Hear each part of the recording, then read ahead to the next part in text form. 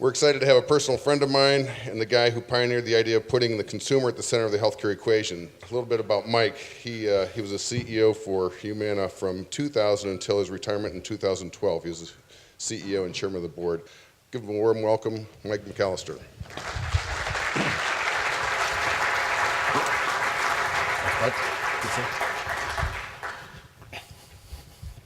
Good morning, everyone. I'm going to touch on some really high-level issues relative to what we've been trying to do with healthcare reform. I was one of the first ones to come out in 2000, especially from my industry, and say that the healthcare was a complete train wreck. Health insurance was awful. The delivery system was broken. There wasn't any information. Consumers were powerless. Costs were out of control, and we had to change it. And basically argued that the consumer was going to have to be where the power center was in all this to fix it, because this is an economy with 70% control held by consumers. And in this economy, bad services and bad products get crushed instantly by the public. So what we don't know yet is how this is going to play out. And the variation around this country in terms of how people are taken care of is remarkable. I mean, for example, you got a $48 trillion problem in Medicare, for example. If everybody in the country that was over 65 actually lived and got health care in Utah, there wouldn't be a $48 trillion problem.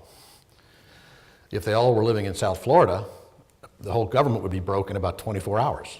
I mean, so it's just unbelievable, the variation. Not only in the economics, but just the way, I can remember being a hospital CEO for years, sitting in medical staff meetings where the doctors would argue, well, we have a local standard of practice. I used to think as a layman, are you kidding me? What's the difference in taking an appendix out in Chicago versus Corpus Christi? Give me a break. But that was the theory we operated on for many, many years. And so huge variation in terms of actual care, real slow rollout of new developments and new standards of care.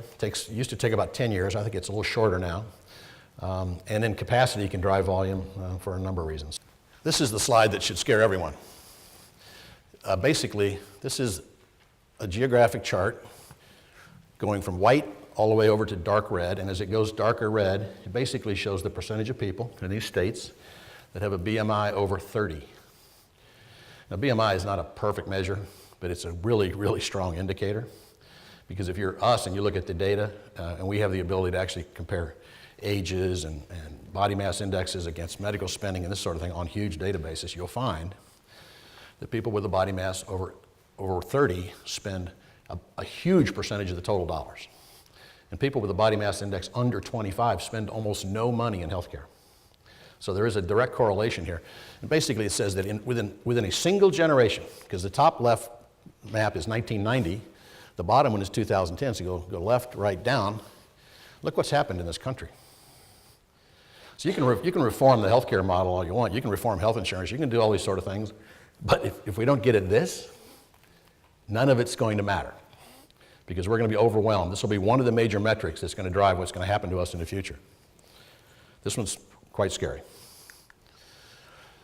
Well, what comes with that? Chronic illnesses. I mean, so we're fatter, we're sicker, and you can see what's happening here.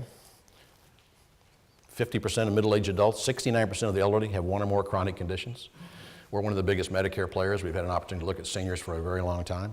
And we are all going to have chronic illnesses as you get older. I don't care. It really helps to take care of yourself, but eventually it's going to catch up to us no matter what you do.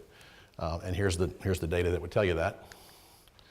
We're also getting older, so we're fatter, we're sicker, and we're older. I think that the estimated cost of obesity-related problems is about 10% of the healthcare cost. How do you propose dealing with this epidemic? The next great giant drug in this country is going to be related to obesity. And I can tell you, inside of our own company, we were huge on the wellness side and incentive programs and measurements and keeping up with your, we wouldn't let people have insurance at Humana unless they had a biometric screening.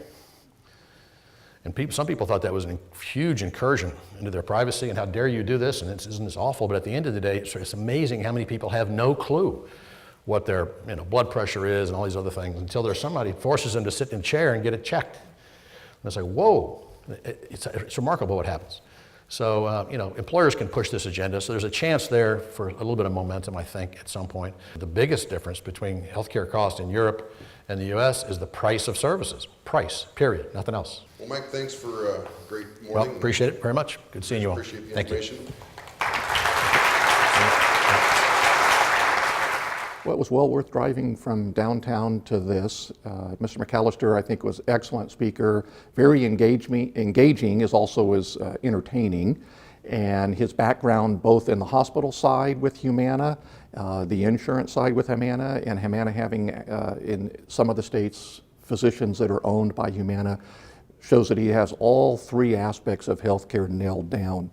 And I also appreciated the fact that he thought outside of the box. It's very interesting, one of his early slides, one of the first things he had on there was the proliferation of mobile devices, what can be done now with devices in the home. He showed a device that he had, looked like a little thumb drive in his pocket that can take care of various health aspects. It could probably be a pedometer that knows how much he's walking. So his understanding of that technology and the fact that I'm in clinical technology and feel that that technology can make a difference was enlightening to hear that.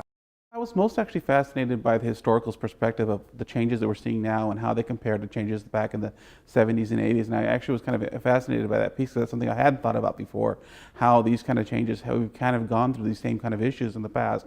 And we've kind of learned our lessons from those things and how we're going to be using those kind of lessons we learned then in these new, as we face the next couple of years. And it was actually really kind of a little bit frightening to see that trend up of the potential cost going up by 2020 was actually pretty fascinating to me, considering all the efforts we seem to be making in order in cost cutting. I enjoyed Mr. McCallister a lot. I thought that he brought personal experience. He related very much to what is realistically occurring nowadays in healthcare, and appreciated what he had to say. I took a personal aha moment away when he was saying that ACOs are the newer version 10 years later of HMOs. I worked for years working with patients in the HMO patient population arena, and have thought for the past 3-4 years, as healthcare reform has rolled out an ACA, that the ACOs are a newer version of HMOs. And so I enjoyed being validated in what I've suspected all along.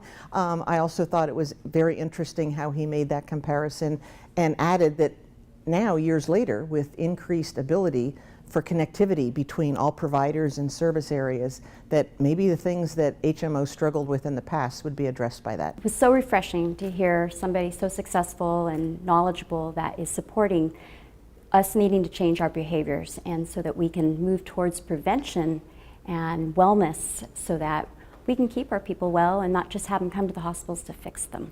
He's done a great job, and the fact that he has instilled that in his employees and have that, I think that we should role model and do the same here for all of our wonderful employees here at the hospital.